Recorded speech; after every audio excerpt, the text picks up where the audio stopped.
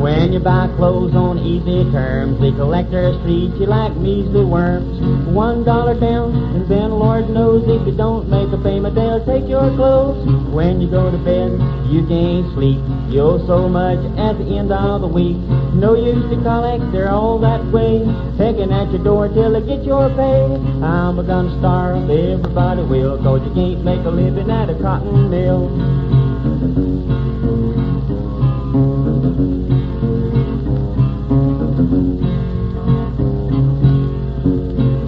When you go to work, you work like the devil. At the end of the week, you're not on the level. Payday comes, you pay your rent. When you get through, you've not got a cent to buy fat back meat, pinto beans.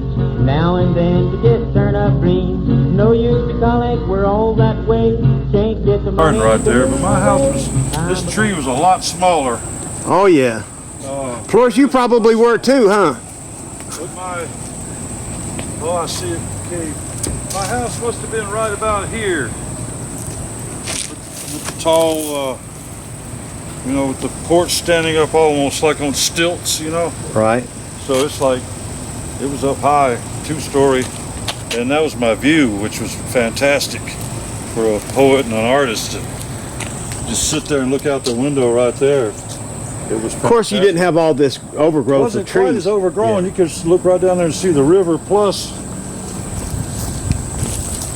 where the river walk is down there, there's actually a little road was down right down here, not far down this hill was a little dirt road, and then there was another road right along by the river.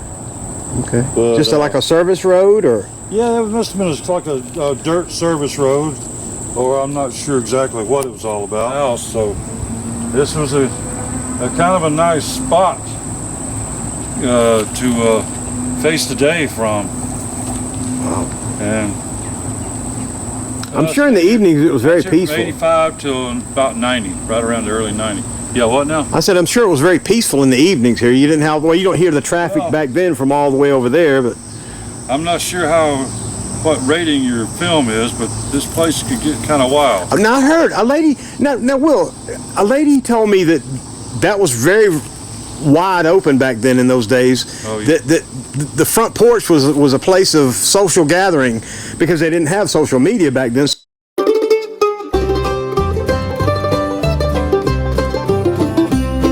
While living at home when I was just a child, every day my heart was filled with joy. No cares did I feel. Mother called us in from fields while Daddy worked that old cotton mill. And when he came home in the evening, we'd all gather round at supper time. Before we all were fed, Daddy thanked the Lord for bread he made from that old cotton mill.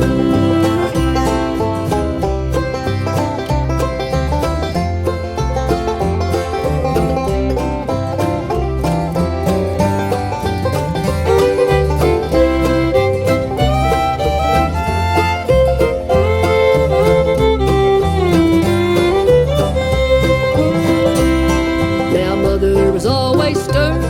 She wanted us to learn the ways of life that kept us in God's will.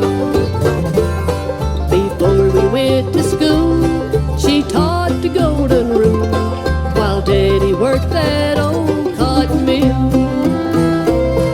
And when he came home in the evening, we'd all gather round at supper time. Before we all were fed, Daddy thanked the Lord for bread he made from that old cotton mill.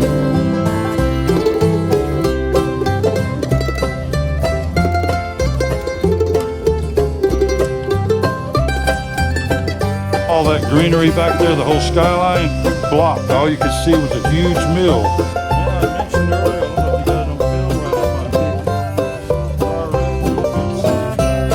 my Now Mom and Dad are gone to a place we call home. They lived a life that kept them in God's will. Our family life was real.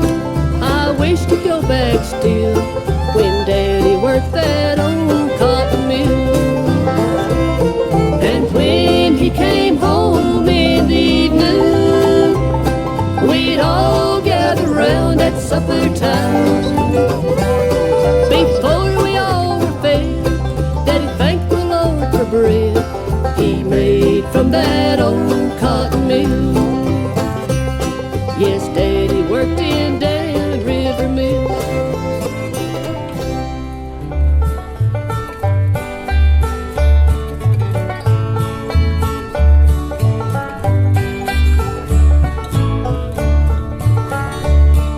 I worked in a cotton mill all my life. Ain't got nothing but a barlow knife. It's a hard times, cotton mill girl. It's a hard times everywhere.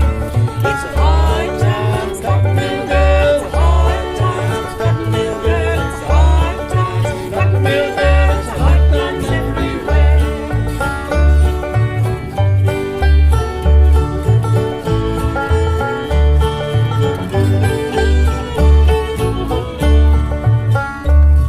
In 1915 we heard it said, move to cotton country and get ahead. It's a hard times, cotton mill girl. It's a hard times everywhere. It's a hard times, cotton mill girl. It's a hard times, cotton mill girl. It's a hard times, cotton mill girl. It's a hard times everywhere.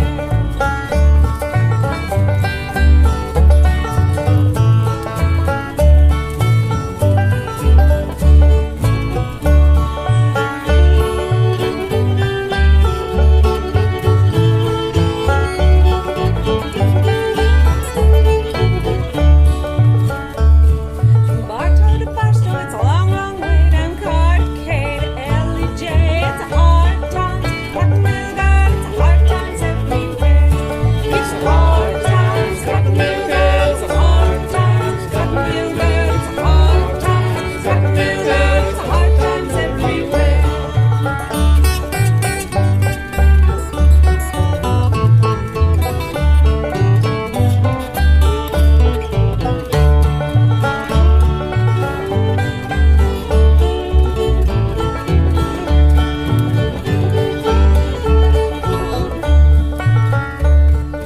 When I die, don't bury me at all. Just hang me up on the spinning room wall. Pickle my bones and alcohol. It's a hard times everywhere. It's a hard times, cotton mill girl. It's a hard times, cotton mill girl. It's a hard times, cotton mill girl. It's a hard times everywhere.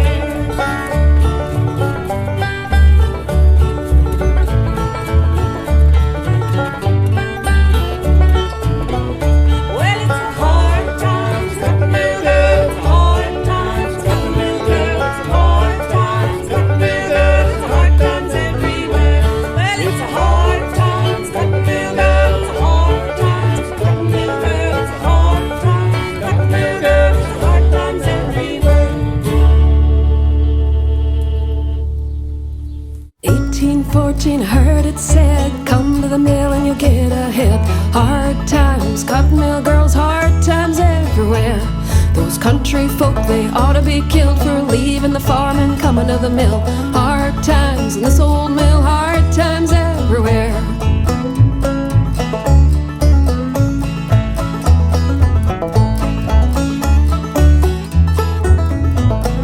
They raised the wages a half a cent, and the poor old girls didn't know what it meant. Hard times, cotton mill girls, hard times everywhere. If they don't decide to dock my pay, I might live to work there another day. Hard times in this old mill, hard times everywhere.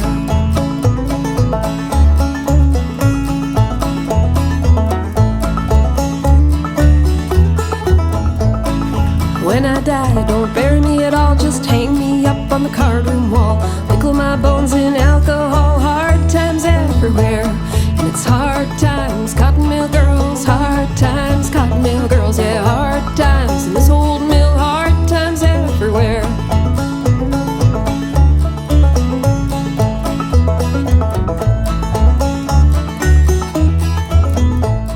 So the original Bibb City Ramblers, called the Back Porch Pickers, lived here, which was Trip Wrigley, Amy Moon, Dan Davison, and various cohorts. And this was where they lived. And Dan, Jenny, Brian, if you're out there, Trip Wrigley, come talk about this with us. I combed my hair, but it won't curl. I caught my fella with another girl. Hard times, cotton mill girls, hard times everywhere. Chew my tobacco, spit my juice. I love me a man, but it ain't no use. Hard times in this old mill, hard times everywhere.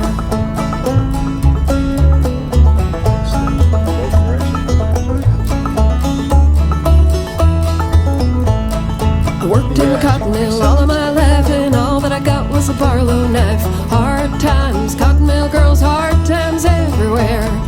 Cotton Mill Girl and Cotton Eye Joe, where did they go to? Nobody knows. Hard times in this old mill, hard times everywhere. And it's hard times, Cotton Mill Girls, hard times, Cotton Mill Girls, yeah, hard times in this old mill, hard times everywhere. You can tell that all these houses were built the same era. They've just been retrofitted back. Yeah. But there must have been a grand house here on this corner, because look at how big the property is. Yeah.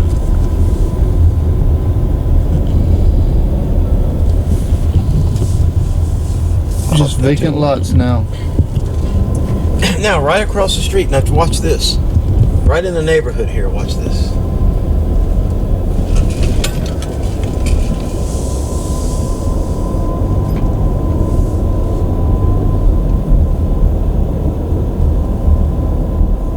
Because the limited space over there on that side, look at here to the left, we have a golf course.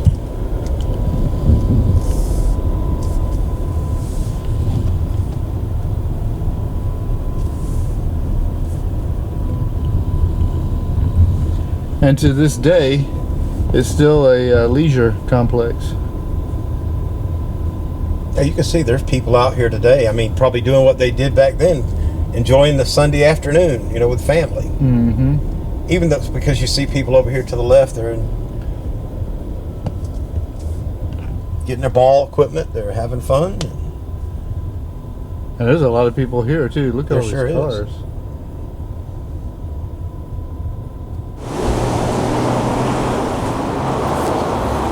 So Bibb City was not without its share of crime, because you know, no community can exist without its criminal element. You know, the underworld, the seedy underbelly.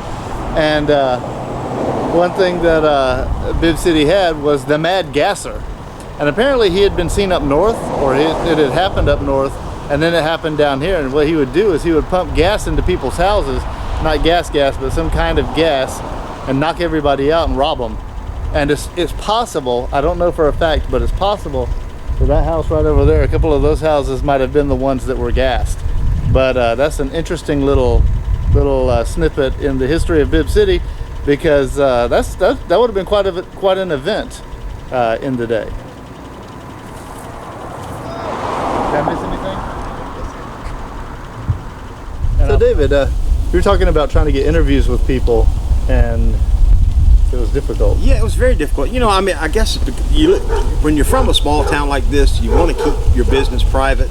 Right. And so, you know, I guess even though social media nowadays is a big thing, back in those days it was kind of like people kept their business to themselves. So it was very hard to get people that would actually go on camera and interview.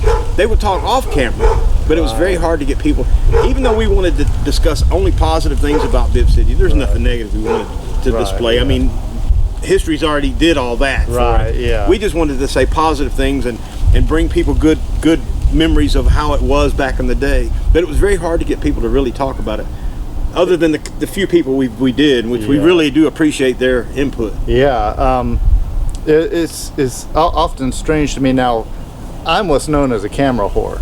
Like, I have absolutely no, pardon the French, I have absolutely no qualms about being on camera at all whatsoever, period. Stick a camera at me and I will, you know, but, which I think everybody probably knows. But it's strange to me, being that kind of a person, that how many people are like, no cameras, man. They just absolutely don't want to be on camera. And I understand not being overly exuberant toward being on camera. I get that. It's just strange to me that people are like so like adamantly against being on camera, and it's strange. I don't know. I think of the day we come up here with Will, we ran into the gentleman over there that was working on his car. Yeah. Same way, he would tell us anything we wanted to know, Anything. but he Friendly guy in the didn't world. want to publicly say it, Right. and we didn't want to know anything Yeah. bad about Bibb City. Yeah, it's strange. I don't get it. A lot of people are like that. No camera. Like David said, they will tell you whatever you want to know. Oh, they even tell you the dirt off camera. Oh yeah, but they'll even tell you but even the positive stuff has to be off camera. Yeah, absolutely. And if you're filming something, it's like, hey man, we need some folks to talk on camera. But I do want to thank John Davidson, and Will Dockery, and David Phillips here, who all have experience with Bibb City, and they're touched by it in some way. I'm not. I actually live just a few miles from here, but I've known about Bibb City all my life. And I remember when it was its own town and had its own police force, and I remember when they handed over the keys to Columbus a couple of decades ago now. And you remember the fire. I remember the fire, and I didn't attend the fire. My work schedule demanded I be in bed while it was going on, but Robert and my brother Walter did actually shoot the fire. I don't know if either of them know where the pictures are, because it was just film. It wasn't video. But that mill burned for days, and it was a ravaging fire. It was just amazing, and sad to see it go. In fact, we've made little comments on Sidestep Adventures where talking about the mills, all the mills in Columbus burned down. And it's, all these decades, these mills are standing here just fine, even vacant. And then all of a sudden, one by one, they all burn down. And it's like... And it's all the same to us vagrants. Yeah, it's always vagrants. And, I don't know. I ain't saying nothing. I'm not making any claims or pointing any fingers, but it just seems awful convenient. Yeah, it's kind of strange that Baker High School burnt down, and 6 months later there was a Walmart in this place. So. They were wanting to bulldoze Baker High School down on Victory Drive, and David went to Baker High, and there was this tremendous fight to keep it standing. There was a huge backlash against bulldozing it, and this went on for some years. Oh, they wanted to do everything from making it another school to a VA hospital, to all kinds of things they wanted to do to try to save it. But it had asbestos in it, and it would have cost it would have cost probably too much to excavate all that asbestos. So and then mysteriously it burned down, and now there's a Walmart there. So it doesn't. 2 + 2 still does not equal 5. No. But fortunately, or unfortunately, however you look at it, there's not a Walmart here. There's not a Walmart here. In fact, they've done really nice things. With the ruin of this mill. Part of it, now I like ruins. Like if something looks like this mill, I'm like, just leave it like that. It looks cool. Have people go shoot movie scenes there and stuff. I'm an artistic guy, so I love like ruins. Makes a good backdrop for anything. For anything, and of course, Sidestep Adventures. We go out and explore stuff. And by the way, watch Sidestep Adventures. Great show. Most people are like, let's do something with that property. I'm like, no, leave it like it is because it looks cool. But they are doing some neat things with Bibb Mill. The Riverwalk goes through the back of it, or right behind the back of it, and there's an event center that used to be part of it, and it's just a really like picturesque. I mean, people like ruins because go to Rome. There's ruins everywhere, and they're considered art. And this mill down around River Avenue over there, where they took some of the old homes and they've renovated them and made them look old, but they're actually new homes, but they made them look the era of the time. And then of course there's some modern ones over there also. So they're doing a lot of renovation here in this neighborhood. Bibb City's actually starting to look pretty good. I remember when it was pretty run down, and it's starting. They're doing some nice things with it. I've worked in cotton mill all my life and ain't got nothing but borrow knife. It's hard times, cotton mill girls, hard times everywhere. girls, hard times, got mule girls, hard times everywhere.